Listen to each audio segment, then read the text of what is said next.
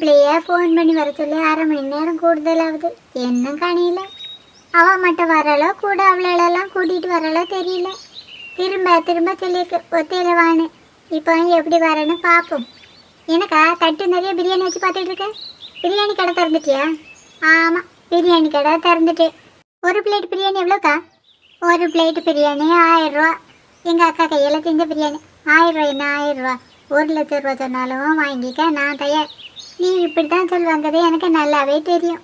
இந்த பிரியாணியை நான் செய்யலை, இங்கேயும் நிறைய பிரியாணி இருக்குது. அதை நீ முதல்ல பார்க்கலையாங்கோ? நான் வந்தோடனே உன் கையில் இருக்க பிரியாணி தாங்க பார்த்தேன். எங்கே இருந்துக்கா இவ்வளோ பிரியாணி வாங்கி கொண்டு வச்சிருக்க? நான் வாங்கி கொண்டு வைக்கல, எல்லாம் உங்கள் அத்தா தான். எனக்கு அத்தா வாங்கி கொண்டு வச்சிருக்காவல? இவ்வளோ பிரியாணி வாங்கி கொண்டு கடையை போட போகிறாங்க. இதுலேயே நிறைய பிரியாணி இருக்கும் போல.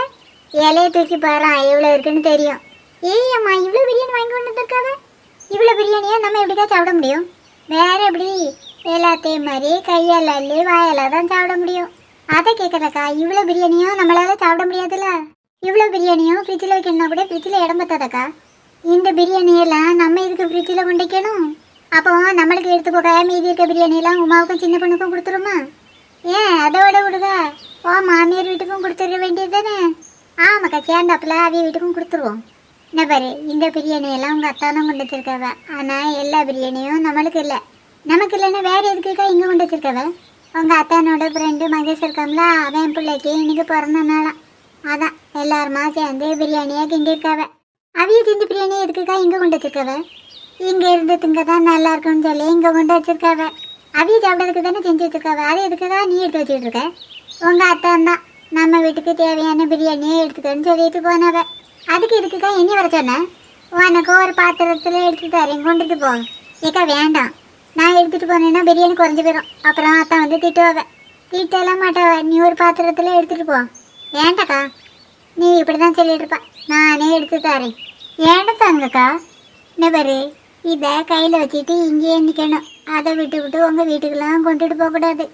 கொண்டுலாம் போக மாட்டேக்கா. ஏக்கோ, கொஞ்சம் ஒன்று டேஸ்ட் பண்ணி பார்க்கட்டுமா? எனக்கு தெரியும் நீ இப்படி தான் சொல்வேன்னு.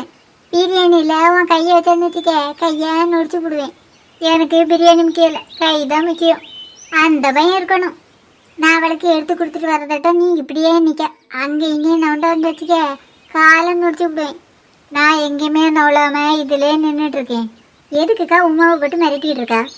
நான் அப்படி மிரட்டலன்னு வச்சுக்க, தட்டில் இருக்கிறது அவ்வளோத்தையும் வீட்டுக்கு கொண்டு போயிடுவா. ஏக்கா கொஞ்சம் ஆயிடு போதும். என்னக்கா இவ்வளோ எடுத்துருக்க? எனக்கு இவ்வளோ வேண்டாம். அந்த தட்டியில் எடுத்து வச்சுருக்கலக்கா, அதான் எனக்கு தான். அது கொஞ்சம் இல்லாடி இருக்குது, அது உனக்கு காணுமா? காணுக்கா, எனக்கு அதில் இருக்க பிரியாணியே அதிகம்தான். நிறைய பிரியாணியை பார்த்தா அன்னைக்கு மூஞ்சில் அடிச்சால இருக்கேங்க்கா. இவ்வளோமே போதும். லெக் பீஸ்லாம் நிறைய இருக்குது. இந்த பிரியாணி கொண்டு போய் இதுலேயே நிறைய லெக் பீஸ் இருக்குதா, இதுவே போதும். இப்போ இந்த பிரியாணி என்ன பண்ண? ஏற்கனவே உனக்கு எடுத்து வச்சியா?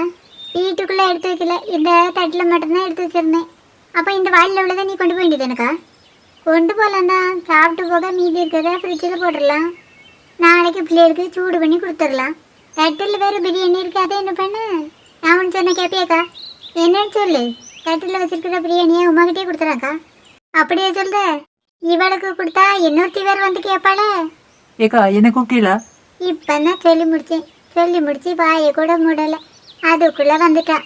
ஐ பிரியாணி. ஏக்கா இவளுக்கு மட்டும் தட்டு நிறைய பிரியாணி கொடுத்துருக்கே, எனக்கு இது உணவியா எனக்குன்னு தெரில, நான் திருப்பி கொடுக்கணும். உமா, இந்த பிரியாணியை எனக்கு தரேன்டா. நீங்கள் 2 பேரும் பாதி பாதியாக எடுத்துக்கிடுங்க. அக்கா தான் சொல்லி வச்சுல, எனக்கு பாதி பிரியாணியை தந்துடு. ஆ, பிரியாணி வாசம் சூப்பராக இருக்குது. மோப்பம் பிடிச்சே பிரியாணியோட டேஸ்டெல்லாம் எடுத்துக்கூடாத. நெபருமா ரொம்ப மோப்பம் பிடிக்காது, அதில் பாதி எனக்குள்ளது. சரி சரி, பாதி பிரியாணி உனக்கு தாரேன். ஏக்கா, நான் இதை கொண்டுட்டு வீட்டுக்கு போகிறேன். ஒரு இலையை வச்சு மூடி கொண்டு போ. வேண்டாக்கா, நான் இப்படியே கொண்டு போகிறேன். ஏக்கா, நாங்களும் போயிட்டு வரோம்.